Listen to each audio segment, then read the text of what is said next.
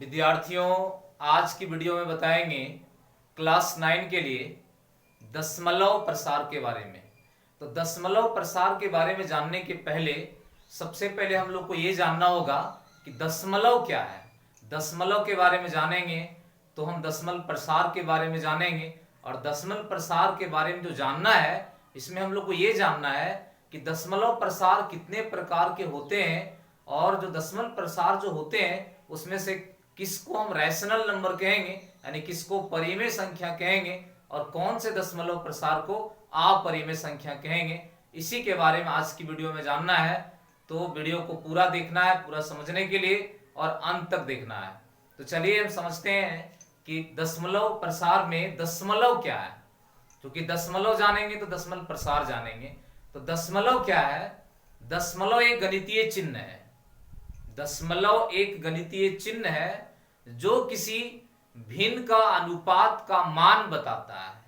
यानी किसी भी भिन्न का अनुपात का मान जानने के लिए जिस गणितीय चिन्ह का हम लोग प्रयोग करते हैं उसी गणितीय चिन्ह को क्या कहा जाता है? दशमलव कहा जाता है। तो दशमलव तो समझ में आ गया कि किसी भी भिन्न के अनुपात का मान को जानने के लिए हम जिस गणितीय चिन्ह का प्रयोग करते हैं उसको हम दशमलव कहते हैं। अब दशमलव जानने के बाद हम जानेंगे दशमलव प्रसार। तो दशमलव प्रसार जो है दो प्रकार का होता है।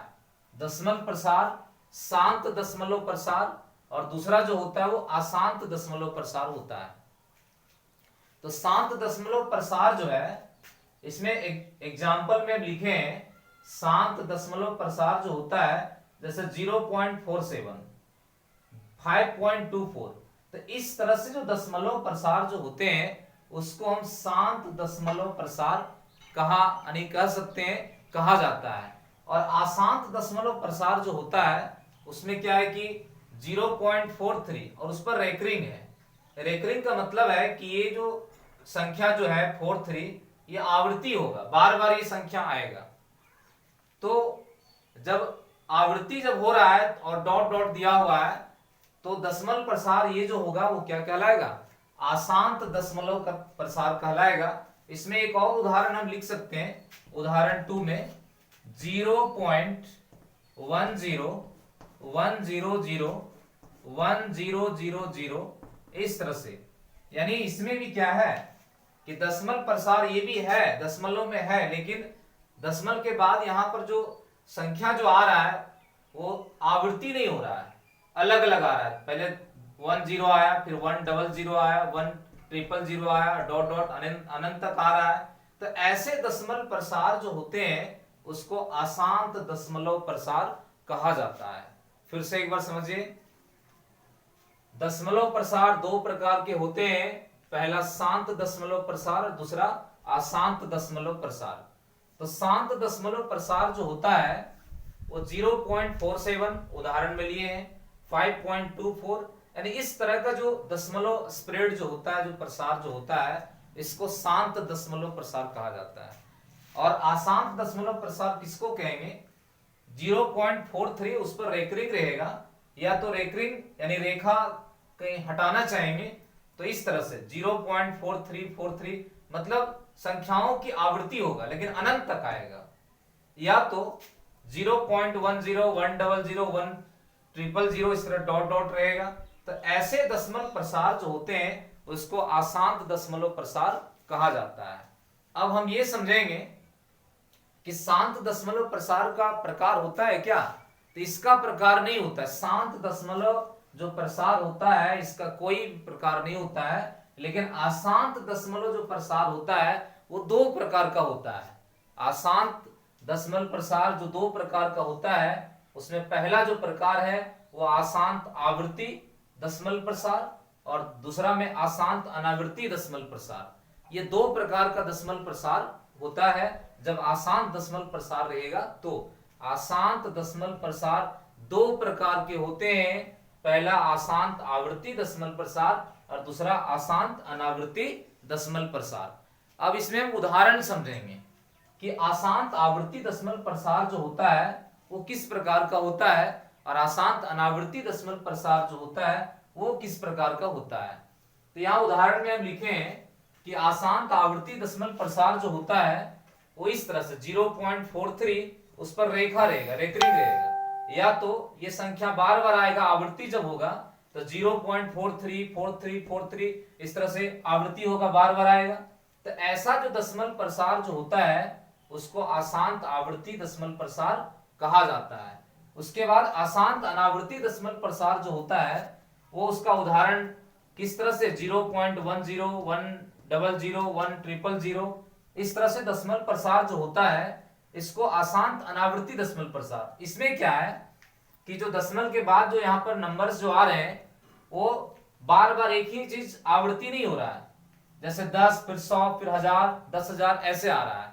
तो जब दशमलव प्रसार इस प्रकार का होगा, टर्मिनेटिंग नहीं होगा, मतलब आवृत्ति नहीं होगा, बार बार एक ही चीज फिर दोहरा के नहीं आएगा, तो आशांत अनावर्ती दशमलव प्रसार कहलाएगा।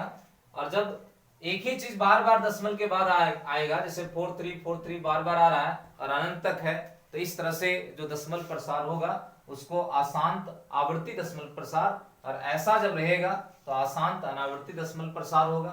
इस तरह से दशमलव प्रसार इस प्रकार का होता है। अब हम इसमें ये समझेंगे कि दशमलव प्रसार जो शांत होता है, शांत दशमलव प्रसार, वो शांत दशमलव प्रसार किस तरह की संख्या कहलाती है। तो जो दशमलव प्रसार शांत होता है वो रैशनल नंबर होता है, परिमेय संख्या होता है, क्योंकि इसको p बाई क्यू के फॉर्म में हम चेंज कर सकते हैं। जैसे 0.47 है, इसको p बाई क्यू के फॉर्म में चेंज करके हम 47/100 कर सकते हैं। इसलिए इसको हम लिख सकते हैं कि ये दशमलव प्रसार जो होता है शांत दशमलव प्रसार वो रैशनल नंबर होता है, परिमेय संख्या होता है, जो कि इसमें परिमेय संख्या का सारा गुण इसमें होगा, p बाई क्यू के रूप में होगा। दशमलव को हटाएंगे, नीचे 100 आएगा, p बाई क्यू के फॉर्म में आ जाएगा, p और q दोनों पूर्णांक हो जाएगा, क्योंकि 47 एक इंटीजर है, 100 के नीचे इंटीजर आएगा तो p बाई क्यू के फॉर्म में आएगा, q नॉट इक्वल 0 भी होगा और p और q सह अभाज्य संख्या भी होगा। इसलिए हम कह सकते हैं कि जो दशमलव प्रसार जो शांत होगा वो परिमेय संख्या होगा। फिर एक बार समझते हैं कि परिमेय संख्या कैसी संख्या को कहा जाता है। वैसी संख्या को परिमेय संख्या कहा जाता है जो संख्या p बाई क्यू के फॉर्म में हो, फिर p और q दोनों पूर्णांक हो, q नॉट इक्वल 0 हो और p और q दोनों सह अभाज्य संख्या हो। ऐसी संख्या, ऐसे संख्या को हम परिमेय संख्या कह सकते हैं। तो ये दशमलव प्रसार जो 0.47 मतलब शांत दशमलव प्रसार में जो भी दशमलव प्रसार होगा उसको जब हम p बाई क्यू के फॉर्म में लाएंगे तो आराम से p बाई क्यू के फॉर्म में ला सकते हैं। और जब p बाई क्यू के फॉर्म में आएगा तो p और q जो होगा वो जरूर पूर्णांक आएगा, q नॉट इक्वल 0 आएगा और p और q सहअभाज्य संख्या आएगा। इसलिए जो शांत दशमलव प्रसार होता है उसको हम रैशनल नंबर यानी परिमेय संख्या कहेंगे। उसके बाद जो अशांत दशमलव प्रसार जो होता है उसमें जो दो प्रकार जो होता है, अशांत आवर्ती दशमलव प्रसार और अशांत अनावर्ती दशमलव प्रसार। उसमें अशांत आवर्ती जो होता है इसको हम रैशनल नंबर परिमेय संख्या इसको कहेंगे, ये संख्या परिमेय संख्या कहलाती है। लेकिन अशांत अनावर्ती दशमलव प्रसार जो होता है ये अपरिमेय संख्या कहलाती है। तो ये परिमेय संख्या क्यों कहलाती है? क्योंकि इसको p बाई क्यू के फॉर्म में हम ला सकते हैं। जो अशांत आवर्ती दशमलव प्रसार जो होता है इसको p बाई क्यू के फॉर्म में ला सकते हैं। p और q जिसमें पूर्णांक बनेगा, q नॉट इक्वल 0 होगा और p और q क्या होगा, सह अभाज्य संख्या होगा। इसलिए इसको हम क्या कहेंगे, जो अशांत आवर्ती दशमलव प्रसार होगा इसको हम परिमेय संख्या कहेंगे। जबकि अशांत अनावर्ती दशमलव प्रसार जो होता है उसको p बाई क्यू के फॉर्म में हम नहीं ला सकते हैं। और जब p बाई क्यू के फॉर्म में ये नहीं आएगा तो इसका मतलब है कि इसको हम परिमेय संख्या नहीं कहेंगे। और जब परिमेय नहीं कहेंगे कौन सी संख्या कहेंगे, इसको अपरिमेय संख्या। इस तरह से दशमलव प्रसार दो प्रकार के होते हैं, शांत और अशांत दशमलव प्रसार। शांत दशमलव प्रसार परिमेय संख्या कहलाता है और अशांत में आवर्ती दशमलव प्रसार जो होता है वो परिमेय संख्या होता है और अशांत अनावर्ती दशमलव प्रसार जो होता है वो अपरिमेय संख्या होता है। अब इसमें एक चीज हम दिखाना चाहेंगे, जैसे इसको दशमलव को हटाएंगे तो नीचे 100 हो जाएगा, 47/100 हो जाएगा, तो इसको हम डायरेक्ट p बाई क्यू के रूप में समझ ले रहे हैं। लेकिन जो अशांत आवर्ती दशमलव प्रसार जो होता है इसको p बाई क्यू के फॉर्म में हम कैसे लाएंगे, एक उदाहरण देके समझाते हैं। उदाहरण तो लिए यहाँ पर 0.43 है और उस पर रेकरिंग है, इसको p बाई क्यू के फॉर्म में हम कैसे चेंज करेंगे वो देखिए यहाँ पर एक उदाहरण देके समझा रहे हैं। एक आसान अनावृत्ति दशमलव प्रसार है 0.43 और उस पर रेकरिंग है, इसको p बाई क्यू के फॉर्म में ला सकते हैं, जिसके कारण इसको हम क्या कहेंगे, परिमेय संख्या कहेंगे। तो p बाई क्यू के फॉर्म में लाने के लिए इसको हम ऐसे लिख सकते हैं 0.434343, जो कि अभी बताएं कि ये आवृत्ति होगा, 4343 रिपीट होगा, इसलिए रेकरिंग होने के कारण 4343 रिपीट, लेकिन डॉट डॉट अनंत तक होगा। इस तरह इसको लिख सकते हैं। अब इसको हम मान लेते हैं x, इसको मान लेते हैं x बराबर 0.43 फिर 43 इस तरह से रिपीट हो रहा है, इसको इक्वेशन 1 मान लिए। अब क्या करना है, रेकरिंग से दशमलव को आगे करना है, तो यहां दशमलव को यहां से यहां लाना है, तो 2 अंक आगे करने के लिए दोनों पक्षों में 100 से गुना कर देंगे। कहीं 3 अंक पर रेकरिंग रहता तो दोनों पक्षों में हम 1000 से गुना कर देते, तो दोनों तरफ क्या करेंगे 100 से गुना करेंगे, दोनों तरफ दोनों पक्षों में कितना से गुना, 100 से गुना करने पर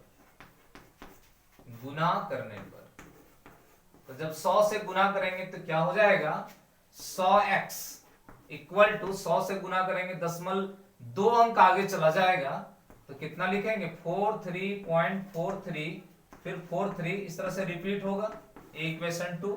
अब इक्वेशन 2 में 1 माइनस कर देते हैं, समीकरण 2 घटाओ 1 से, तो घटाएंगे LHS में LHS को घटाना होगा, तो 100x में x घटेगा तो कितना बचेगा 99x, और फिर बराबर इधर घटाएंगे दशमलव के इधर, तो 4343 अनंत बार है, यहां भी 4343 अनंत है, तो दशमलव के उधर जो है वो घट के 0 हो जाएगा, लेकिन बाएं साइड 43 में 0 घटाएंगे तो 43 बचेगा।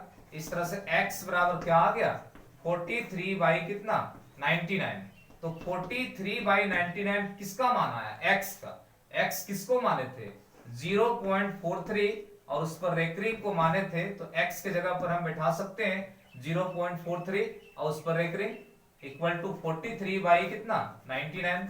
इस तरह से दशमलव प्रसार जो हम आसान आवृत्ति जो लिए थे 0.43 पर रेकरिंग, तो ये जो दशमलव प्रसार था उसको जब हम p बाई क्यू के रूप में ला सकते हैं, 43/99 आया, p बाई क्यू के रूप में आया, p q दोनों पूर्णांक आया और q नॉट इक्वल 0 आया, दोनों सहभाज्य संख्या आया।